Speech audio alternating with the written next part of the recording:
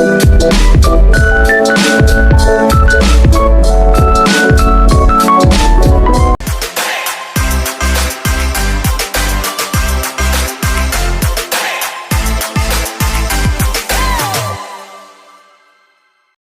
Himaksi, kembali lagi di Dimensi Diskusi Menggali Informasi bersama Himaksi.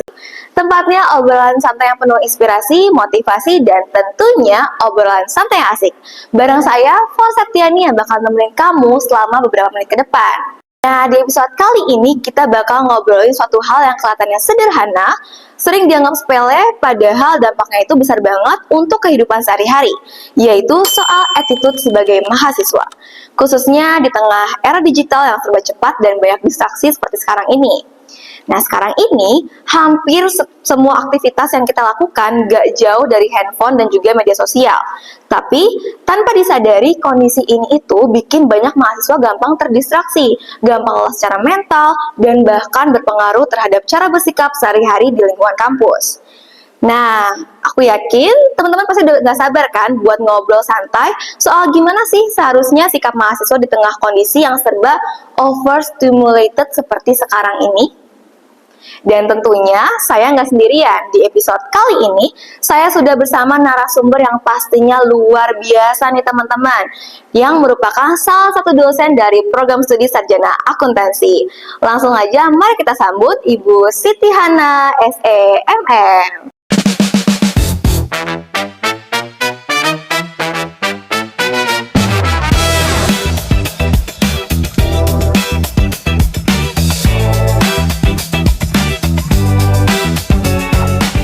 Halo Ibu.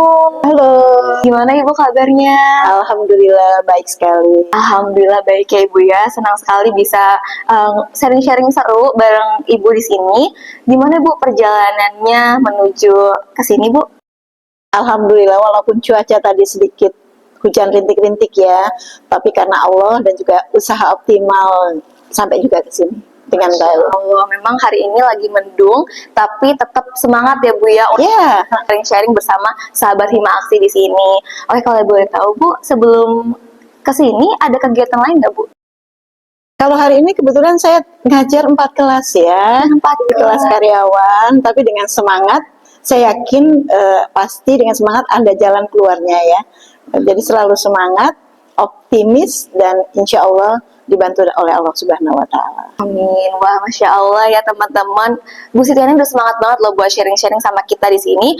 Kalau gitu, sebelum kita melanjutkan obrolan nih Bu ya, mungkin dari Ibu Hana sendiri boleh untuk memperkenalkan diri terlebih dahulu Bu, agar sahabat Himaksi mungkin bisa mengenal Ibu lebih dalam lagi Bu. Silakan Bu. Oke. Assalamualaikum warahmatullahi wabarakatuh.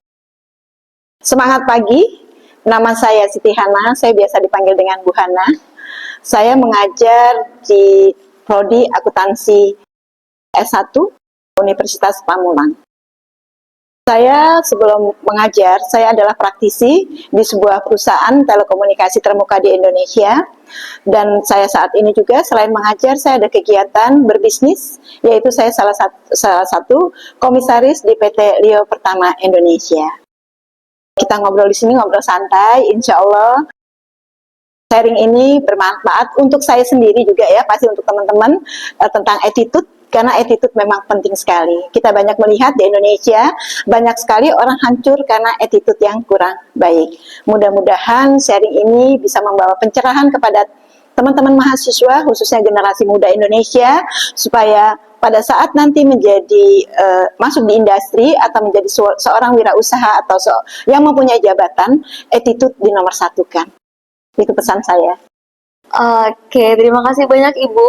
Jadi teman-teman, Ibu Siti Hana SEMM ini merupakan dosen program studi sarjana akuntansi. Selain aktif di dunia akademik, Ibu Siti Hana juga memiliki pengalaman profesional sebagai ex-manager industrial relation dari Telkom Group dan saat ini menjabat sebagai komisaris di PT Lio Pratama Group. Wah, jadi makin gak sabar nih buat ngobrolin banyak hal hari ini bersama Ibu Siti Hana. Nah, sahabat Himaksi, sekarang kita masuk bagian yang paling tunggu-tunggu nih, yaitu obrolan seru bareng Ibu Siti Hana.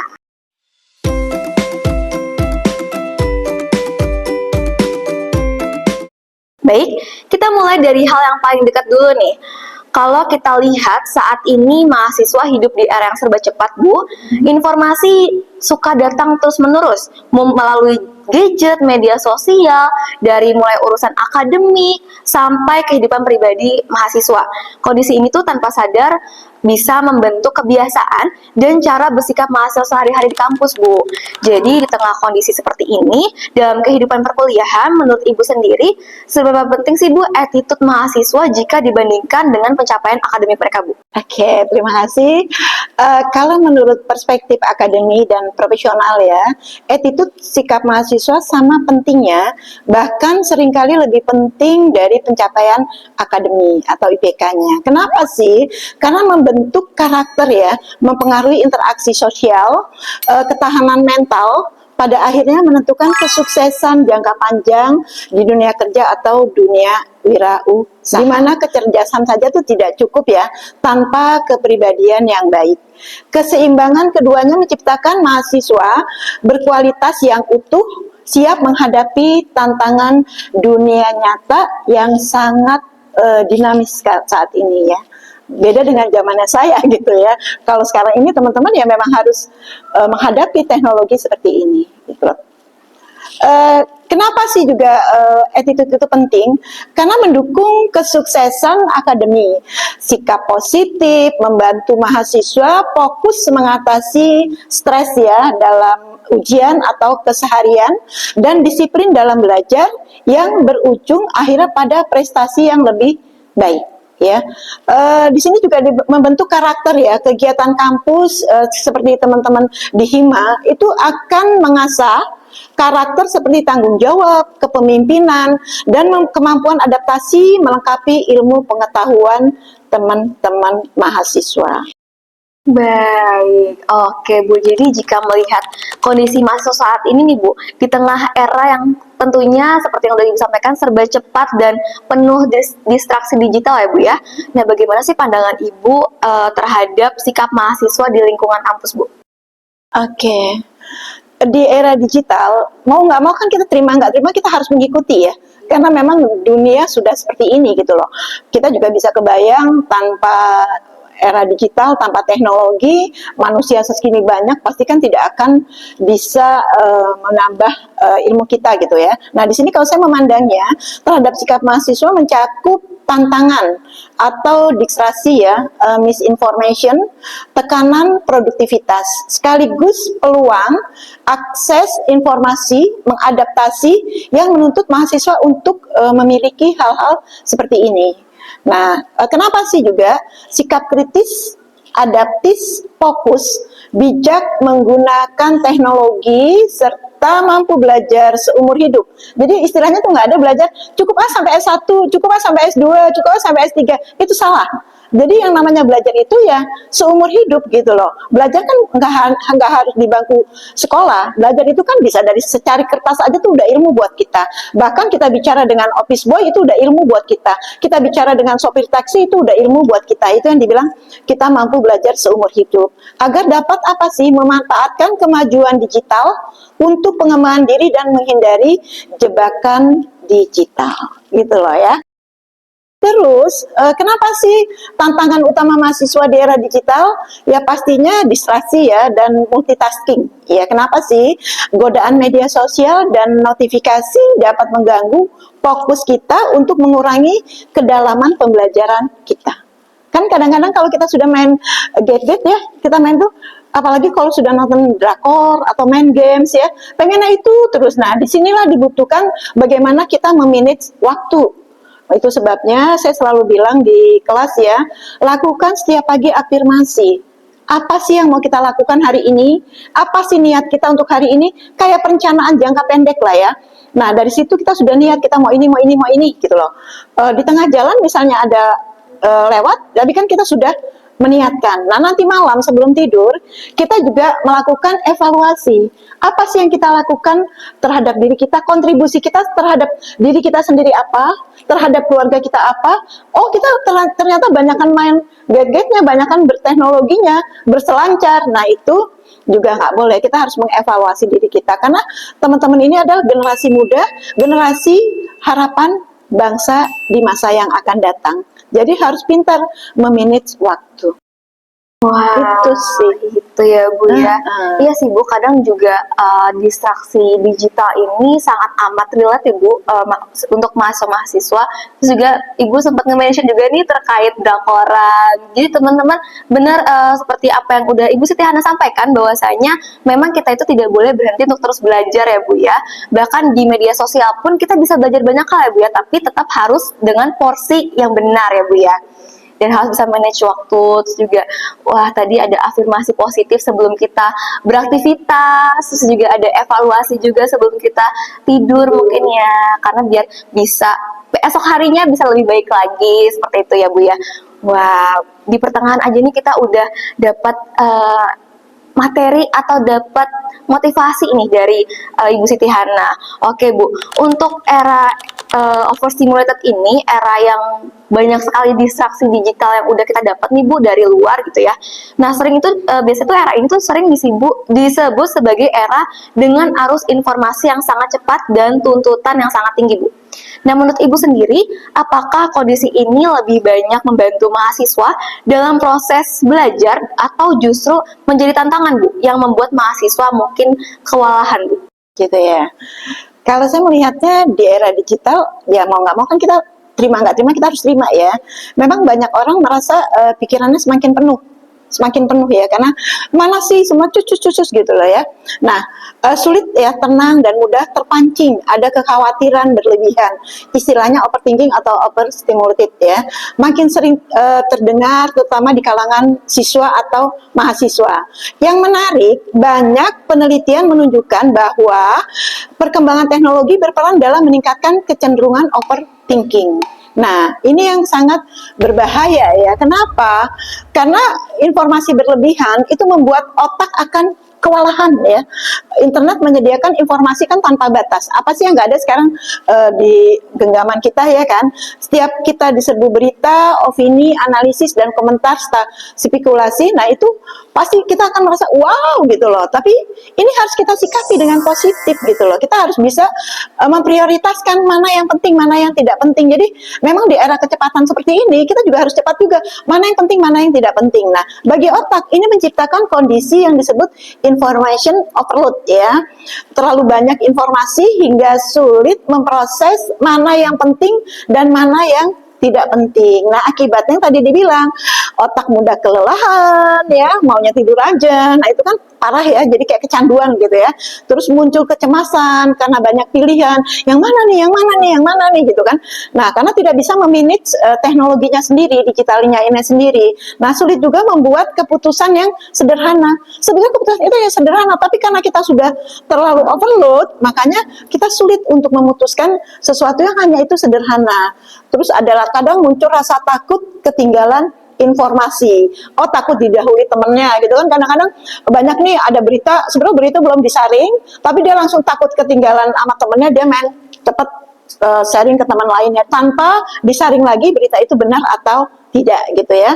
Nah, fenomena ini memicu lingkaran overthinking yang sulit memang dihentikan. Jadi intinya kita memanage era digital ini, memanage diri kita, berpikir positif, dan kita harus selalu menggunakan etika berpikir yang positif. Itu sih ya. Banyak disaring ya Bu ya informasi-informasi yang kita dapat, apalagi di media sosial ya Bu ya.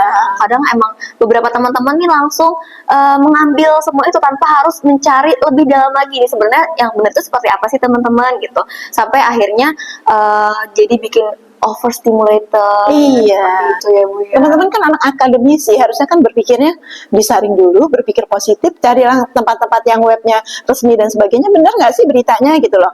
Khawatir berita ini nggak benar kan, akhirnya kita memberikan informasi yang salah kepada masyarakat. Sedangkan kita anak akademisi, malu lah ya gitu. Ya, mungkin itu kasus di era stimulated yang mungkin ada di digital Bu ya, kayak lebih ke informasi berita-berita yang kita dapat gitu. Nah, kalau misalkan di tengah mahasiswa nih Bu yang memiliki banyak kegiatan di dalam maupun di luar kampus, tentunya sehingga memiliki banyak tuntutan yang membuat mahasiswa lelah secara mental. Nah, menurut Ibu sendiri bagaimana sih Bu kondisi overstimulated ini tuh bisa mempengaruhi sikap mahasiswa sehari-hari di kampus Bu? Karena kan banyak sekali ya Bu sekarang mahasiswa tuh pengennya lebih produktif nih Bu. Jadi dia memilih untuk ikut organisasi juga. Tapi kadang-kadang mereka tuh tidak bisa Bu untuk multitasking. Jadi antara tugas perkuliahan sama tugas mungkin organisasi, kadang mereka terlalu banyak mendapatkan informasi sampai akhirnya mempengaruhi adanya overstimulated ini Bu. Oke. Kalau berdasarkan pengalaman saya ya, mengamati pada saat saya mengajar atau melihat teman-teman keseharian, itu sikap mahasiswa yang sering kurang disadari, tapi penting dalam kuliah adalah proaktif. Ya, proaktif itu penting sekali ya teman-teman ya. Kenapa? Karena rasa ingin tahu, tanggung jawab pribadi atau self responsibility, yaitu manajemen waktu, disiplin diri, dan keterbukaan terhadap kritik. Ini mahasiswa seringkali hanya fokus pada penyelesaian tugas. Jadi sifat-sifat itu kadang-kadang tidak keluar dari dia. Yang penting tugas selesai, apalagi tugas ini dibantu dengan AI, ya kan, sudah selesai begitu saja tanpa dipahami, yang penting sudah beres. Nah itu sesuatu yang salah gitu loh. Semua itu harus dipahami, harus dikritisi, harus dianalisa, feel kita juga bermain, analogi kita juga bermain, dan juga empati kita juga harus bermain gitu loh. Nggak bisa yang penting tugas selesai, nanti cuma lulus S1, tapi maaf, ininya kosong gitu loh. Kan pinginnya kan masuk dunia industri, masuk dunia wirausaha, ininya juga penuh dengan ide-ide yang berlian, sehingga akan membuat teman-teman selalu belajar dan akan maju, bisa membangun bangsa ini lebih baik lagi. Itu sih harapan kami sebagai dosen ya, karena kami ingin teman-teman mahasiswa di sini bukan hanya lulus S1, tapi bisa menjadi manusia-manusia yang bahagia, sukses, dan pastinya sukses dunia akhirat, berguna untuk diri sendiri, keluarga, dan pastinya untuk bangsa dan agama. Itu harapan kami sebagai dosen. Wah, obrolan bareng Bu Hana ini tadi seru banget dan insightful banget ya Bu ya. Tapi sebelum kita lanjut ke sesi berikutnya, mungkin kita mau masuk ke sesi yang gak kalah seru nih Bu. Yaitu kita mau main game sesi ini Bu.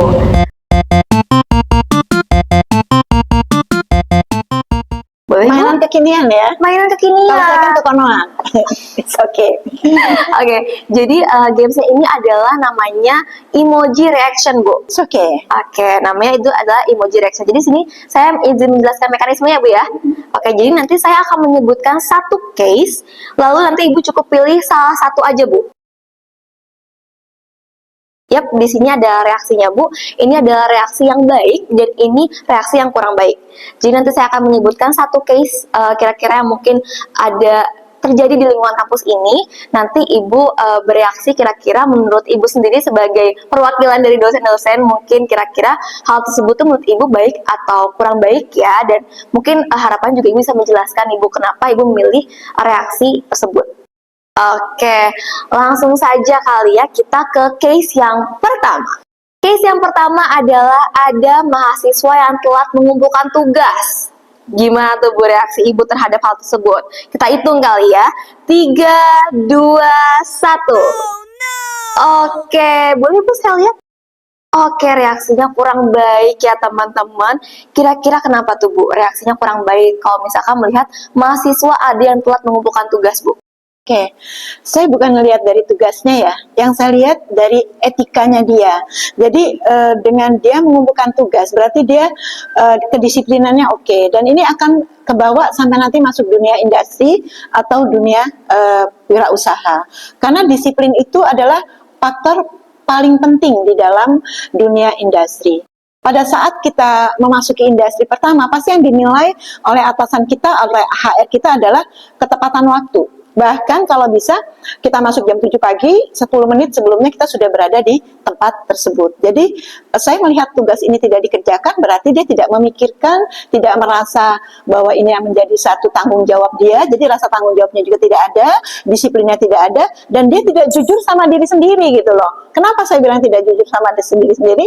Berarti dia tidak mau menambah knowledge dia, tidak mau menambah skillnya dia. Nah akhirnya kan ini akan menjadi terbiasa. Yang saya khawatir kalau ini tadinya biasa saja, kalau didiamkan, lama-lama terbiasa, yang tadinya kecil bisa menjadi bukit. Dan kalau ini terbawa sampai arus di dunia industri atau di dunia wirausaha, ini sesuatu yang tidak baik banget gitu loh, ya. Itu yang saya khawatirkan. Kurangnya disiplin dan tanggung jawab ya Bu ya.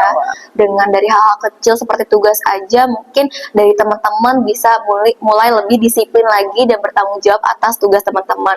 Mungkin kalau misalkan deadline-nya mepet nih, mungkin bisa dikerjakan sebelum deadline teman-teman. Jadi biar bisa terselesaikan agar tidak terjadi penumpukan tugas seperti itu ya Bu ya. Karena saya khawatir kalau itu dilakukan tidak disiplin akan menjadi habit. Kalau sudah menjadi habit tidak disiplin, maaf, dari sekarang sudah seperti itu, nanti sampai tua seperti itu, mau jadi apa gitu loh. Generasi yang akan datang, itu yang saya sebagai dosen mengkhawatirkan. Oke, mungkin kita langsung lanjut ke case selanjutnya kali Bu ya. Boleh. Oke, case yang kedua adalah mahasiswa membaca materi terlebih dahulu sebelum kelas. Nah, kira-kira reaksi Bu Hana seperti apa ya? Kita hitung sama-sama kali ya. 3, 2, 1. Boleh saya lihat Ibu? Baik, wow. Kira-kira bagaimana Bu? Kenapa Ibu memilih reaksi yang baik terhadap melihat mahasiswa yang membaca materi terlebih dahulu nih sebelum memulai kelas? Oke. Ini kembali lagi untuk masa yang akan datang dia ya. Berarti kalau dia sudah membaca materi sebelum dia masuk ke kelas, dia sudah prepare gitu loh. Prepare terhadap dirinya yang akan dihadapi, yang akan didiskusikan. Dari situ karena dia sudah baca, dia akan bisa mengkritisi, akan bisa memberikan solusi-solusi atau debat pada saat di kelas nanti. Kenapa? Karena ibaratnya kalau mau perang dia sudah bawa peluru duluan gitu loh. Tapi kalau dia bilang, ntar aja deh gimana nanti dosennya aja nerangin, itu adalah pola hidup yang salah. Dan ini akan terbawa sampai nanti teman-teman masuk dunia industri atau dunia bisnis. Kenapa saya bilang seperti itu? Prepare itu sangat penting di dalam apapun. Nah, saya tanya juga sama teman-teman, pada saat kita mau berangkat ke sekolah atau kuliah, pasti kan kita juga prepare kan? Pakai baju apa dan sebagainya. Nah, ini satu etika yang sangat baik untuk jangka saat ini dan jangka panjang. Oke, jadi mungkin teman-teman nih prepare jangan soal outfit doang kali ya, tapi Iya. juga materinya ya Bu ya. Karena beberapa teman saya, bahkan mungkin saya sendiri, iya mungkin suka lebih prepare mungkin ke hal-hal yang kayak outfit dan sebagainya. Tapi terkadang kita lupa kalau misalkan ternyata materi itu juga harus dipersiapkan loh, seperti itu. Mungkin kita lanjut ke case selanjutnya Bu. Oke, boleh. Oke. Case yang selanjutnya yaitu mahasiswa yang ghosting teman kelompok pas lagi ngerjain tugas kelompok. Jadi mungkin lebih ke kurang bertanggung jawab kali ya Bu. Jadi ngeghosting temannya tugas kelompok itu. Mungkin bisa Bu langsung dikasih reaksi aja tuh. Oke, kurang baik ya Bu ya. Kira-kira gimana tuh Bu? Ya, itu kan sesuatu hal yang tidak baik ya. Kembali lagi menyangkut etika ya. Karena sesama teman, sesama partner kerja ini, saya juga khawatir lagi ke bawah ke dunia industri atau dunia masa yang akan datang. Karena kalau kita sudah biasa seperti itu kan menjadi mindsetnya ya, senangnya ganggu, senangnya ngebully atau senangnya ghosting temannya. Nah, kalau ini sudah menjadi suatu habit, itu dihilangkannya lebih sulit dibanding kalau dari awal kita tidak bisa seperti itu. Dan ini juga salah satu kita menghargai teman kita, karena yang namanya manusia itu kan harus saling menghargai. Nah, ini bagian dari etika yang memang kalau dibiarkan menjadi mindset yang tidak baik. Oke, wah itu dia teman-teman dari ice breaking kita. Ternyata banyak banget yang bisa kita dapatkan ya. Bahkan dari games aja kita bisa mendapatkan hal-hal yang mungkin teman-teman baru sadari. Seperti itu ya Bu ya. Nah, setelah tadi seru-seruan di ice breaking, sekarang kita balik lagi ke pembahasan awal nih Bu, terkait overstimulated ini.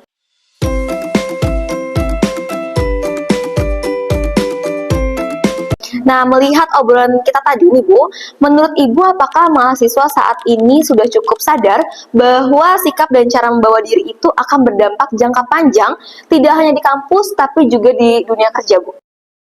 Oke. Saya melihatnya kesadaran mahasiswa tentang dampak jangka panjang, sikap dan perilaku mereka ini bervariasi ya. Saya nggak bisa bilang pukul rata ya, bervariasi. Kenapa sih? Ada yang sudah sadar, terutama yang proaktif atau didorong kurikulum kampus. Tapi banyak juga yang belum sepenuhnya. Kenapa? Karena terlihat dari masalah etika kampus.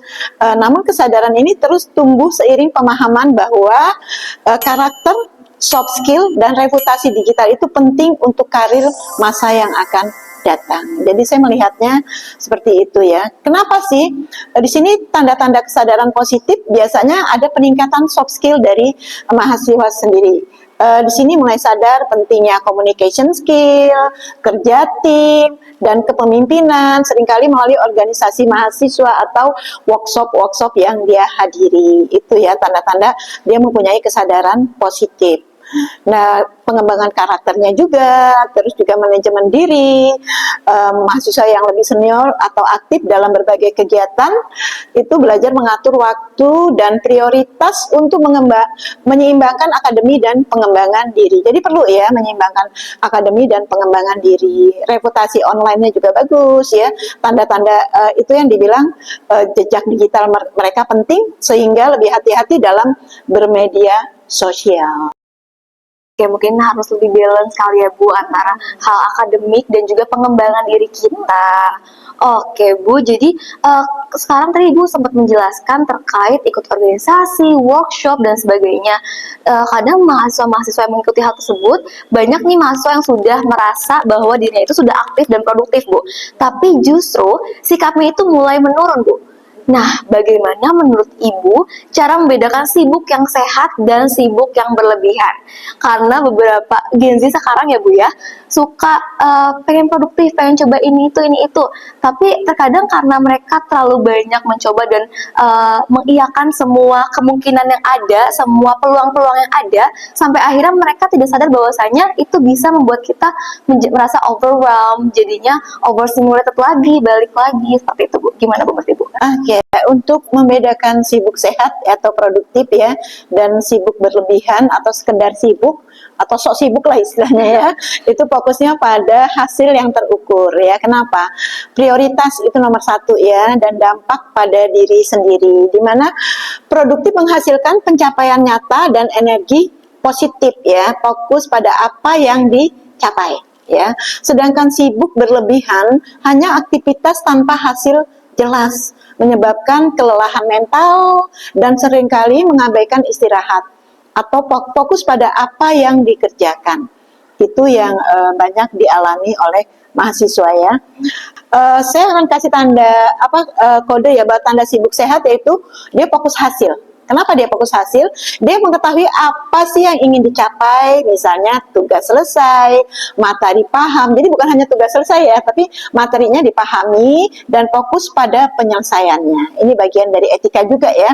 Dan prioritasnya juga jelas, menentukan tugas penting dan mendesak, menggunakan teknik seperti Eisenhower Matrix ya, seperti itu ya. Terus satu hal sekali waktu, menghindari multitasking itu bagus, yang berlebihan ya, mengerjakan satu tugas hingga tuntas. Kadang-kadang kan kita juga kan nggak mungkin semua kita kerjakan, tapi kita lihat prioritas mana sih yang harus kita kerjakan. Nah, itu dituntaskan dulu, baru nanti ada berikutnya dan berikutnya. Makanya dibutuhkan perencanaan ya, dan fokus juga. Nah, istirahat juga harus istirahat terencana. Kenapa? Menggunakan waktu istirahat untuk mengisi ulang energi. Kenapa? Kita kan walaupun masih muda bisa kelelahan gitu ya. Jadi bisa kembali efektif gitu ya. Evaluasi, yang saya kembalikan lagi, evaluasi, cek pencapaian diri di akhir hari. Bukan hanya seberapa banyak aktivitas yang kita lakukan. Jadi kita cek pencapaian di akhir hari. Oke, jadi berdasarkan apa yang sudah saya dengar Bu, tadi yang udah Ibu sampaikan, bahwasanya mungkin ternyata multitasking itu kurang baik ya Bu ya, karena kita harus menyelesaikan tugas mungkin satu persatu terlebih dahulu, setelah selesai baru kita Tapi bisa skalanya prioritas. skala prioritas. Iya, pentingnya kita menentukan skala prioritas kita terlebih dahulu ya, mungkin lebih ke deadline-nya mana yang lebih dekat itu yang dikerjakan terlebih dahulu, seperti itu ya Bu ya, berdasarkan Eisenhower Matrix tadi ya Bu ya. Saya saya juga sempat baca tuh terkait hal tersebut, dan itu benar-benar membantu banget nih teman-teman, buat teman-teman yang mungkin kurang bisa nih memanage waktunya seperti itu. Nah, dari pengalaman Ibu sendiri, Bu, kesalahan apa sih Bu yang mungkin paling sering dilakukan mahasiswa aktif hingga akhirnya berdampak pada sikap dan kesehatan mental mereka? Karena Bu, di Gen Z sekarang tuh kesehatan mental itu penting banget tuh buat mereka, Bu. Gimana, Bu? Kesalahan umum mahasiswa aktif yang berdampak pada sikap dan mental ya. Ini biasanya meliputi lebih ke manajemen waktu buruk. Kenapa saya bilang gitu? Jadi prokrastinasi ya, atau kurang manajemen waktu buruknya seperti itu. Terus kurang adaptasi sosial, terutama transisi dari SMA masuk perguruan tinggi.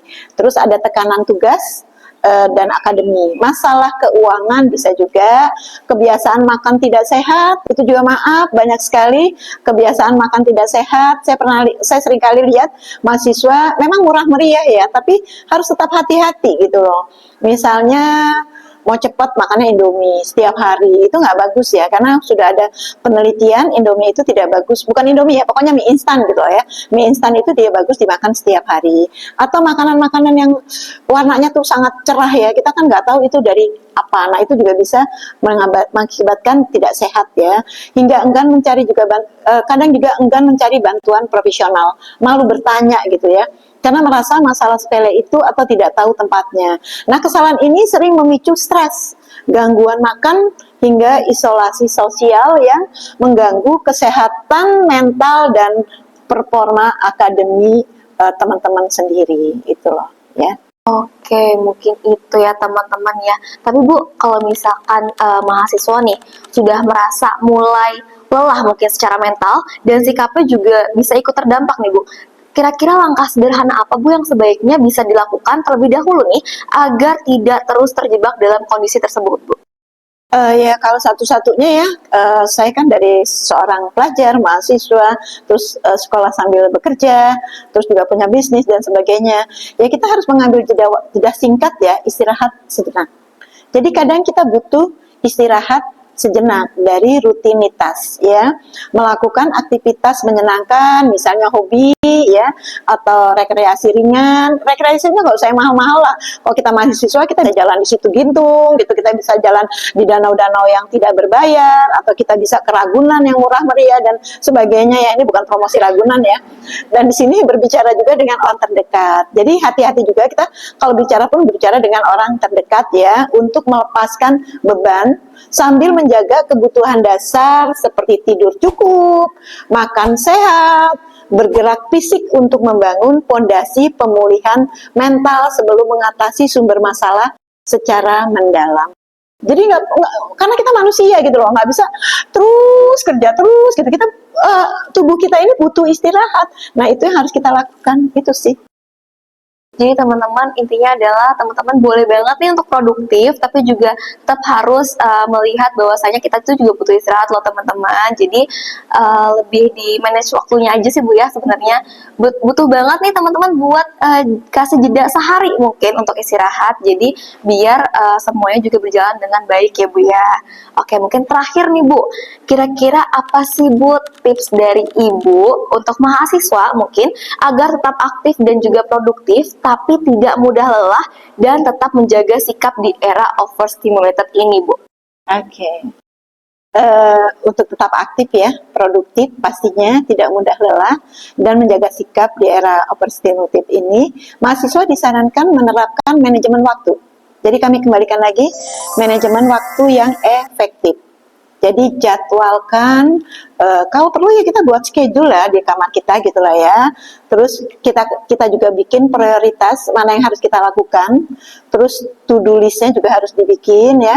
Terus selain itu kita juga menjaga kesehatan fisik ya dan mental. Kenapa? Istirahat cukup, olahraga, makan sehat. Kadang kita pikir kerja tanpa olahraga itu seimbang, enggak. Jadi olahraga cukup, makan sehat. Fokus pada satu tugas, hindari multitasking ya. Batasi distraksi digital ya.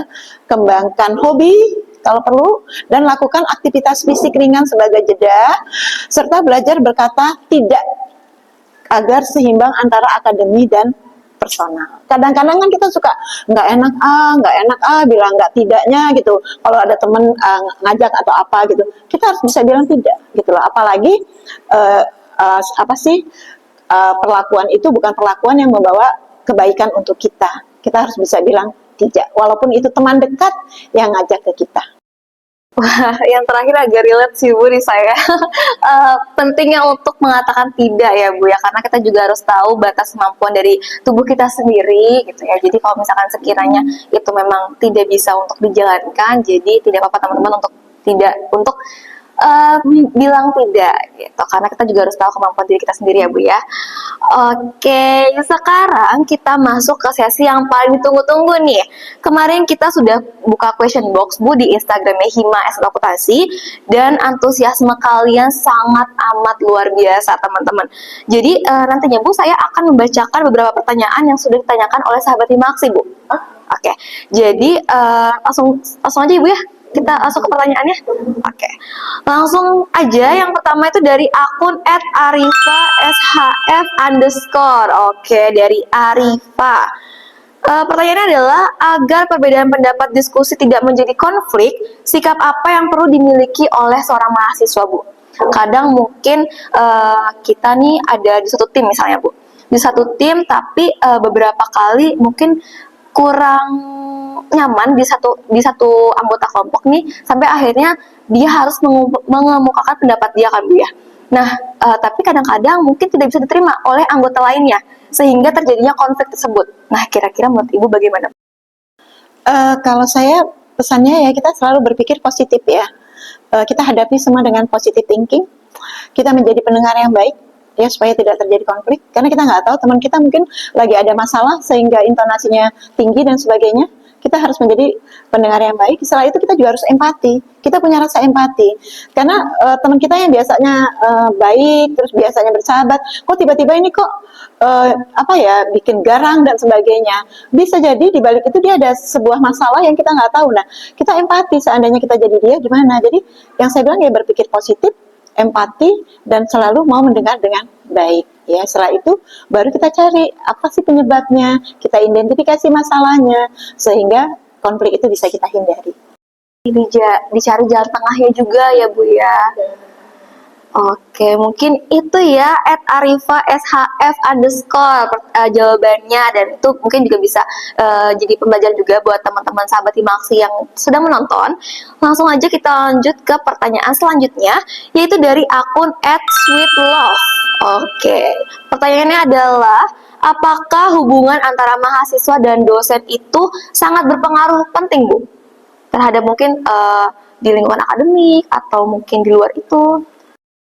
Sangat berpengaruh ya kalau saya bilang ya. Hubungan yang harmonis antara dosen dengan mahasiswa ini akan memotivasi mahasiswa kalau belajar tuh pasti akan lebih senang ya. Dan sebagai dosen pun kami juga akan senang kalau mahasiswanya juga selalu berpikir beraktif ya, berperan aktif di dalam pembelajaran, terus juga berpikir kritis di dalam pembelajaran. Jadi memang hubungan ini lama-lama akan menjadi kayak sehubungan pertemanan, persahabatan ya. Karena kalau sudah menjadi hubungan persahabatan, ini menjadi sebuah relation yang sangat baik saat ini dan masa yang akan datang gitu loh. Jadi seperti itu sih. Iya, saya juga sedikit relate terkait hal tersebut, karena teman-teman membangun hubungan baik dengan dosen itu bisa juga menjadi motivasi kita untuk terus, kita udah kenal dosen ini, jadi sebisa mungkin untuk bisa terus berkembang ya Bu ya, agar bisa dilihat juga lebih baik dengan dosennya, seperti itu. Dan juga ternyata banyak sekali nih manfaat-manfaat yang bisa kita dapetin dengan berhubungan baik dengan dosen, tapi juga tidak berlebihan ya Bu. Oh ya, tetap ada etika-etika ya, karena kan hubungan seorang pendidik dengan mahasiswanya ya, walaupun sahabat tapi ada etika. Tapi kalau saya melihatnya pada saat kita di kampus, iyalah ada etika antara seorang dosen dengan mahasiswa. Tapi pada saat kita sudah di drill di dunia luar kampus, apalagi nanti teman kerja atau teman berbisnis, kita juga harus bisa merubah bahwa mahasiswa ini adalah teman bisnis kita gitu loh, bukan sebagai mahasiswa kita. Nah itu juga sebagai dosen saya harus bisa membedakan antara dia sebagai mahasiswa pada saat di kampus, tapi dia sebagai partner bisnis pada saat dia di luar kampus. Nah ini yang kita harus selalu berpikirnya seperti itu gitu loh. Dilihat kondisinya lah ya, Iya, tapi tetap ada etika. oke, siap Ibu. Oke. Jadi seperti itu ya dari akun @sweetlove dan juga teman-teman semua yang mungkin ingin membangun hubungan harmonis dengan dosen, mungkin itu tips and trick juga dari Ibu Siti Hana. Dan terima kasih banyak Ibu atas waktunya, telah meluangkan waktunya menjadi narasumber pada podcast ini karena obrolannya sangat berkesan dan tentunya banyak banget manfaat-manfaat atau banyak banget insightful nih yang kita dapat dari obrolan kita pada hari ini. Nah, semoga obrolan kita hari ini memberikan manfaat nyata bagi para pendengar dalam membangun sikap dan karakter yang lebih baik ke depannya. Semoga dari sharing-sharing kita pada hari ini dapat dijadikan pembelajaran ke depannya untuk seluruh pendengar setiap podcast Dimensi.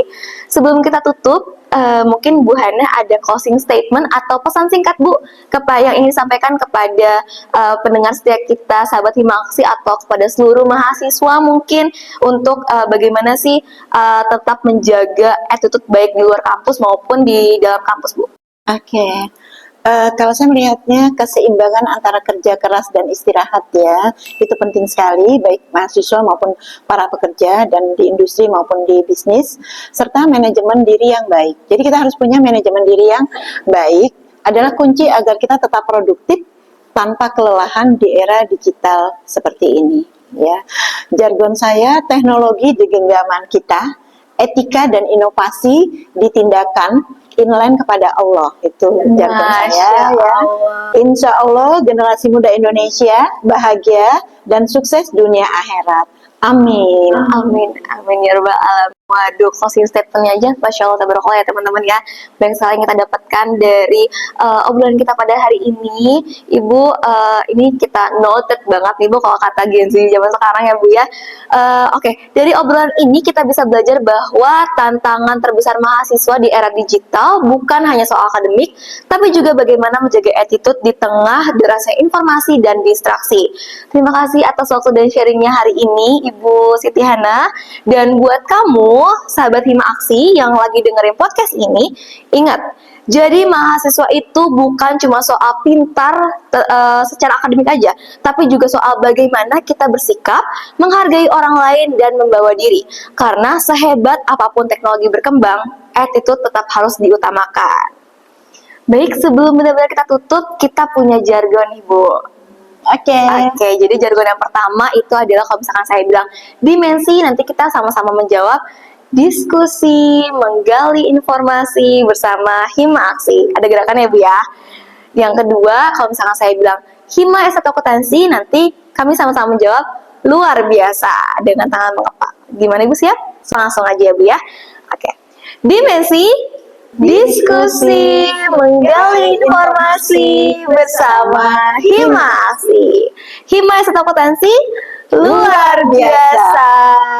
Baik, sahabat Hima Aksi, jangan lupa dengerin terus episode Dimensi lainnya karena masih banyak topik seru yang bakal kita bahas nih. Follow and stay update terus di Instagram, TikTok, YouTube, and Spotify-nya Hima Aksi supaya kamu gak ketinggalan obrolan-obrolan menarik lainnya. Sampai jumpa di episode selanjutnya. Tetap semangat, tetap jaga attitude dimanapun kalian berada, dan tentu saja tetap santai bareng Hima Aksi. See you!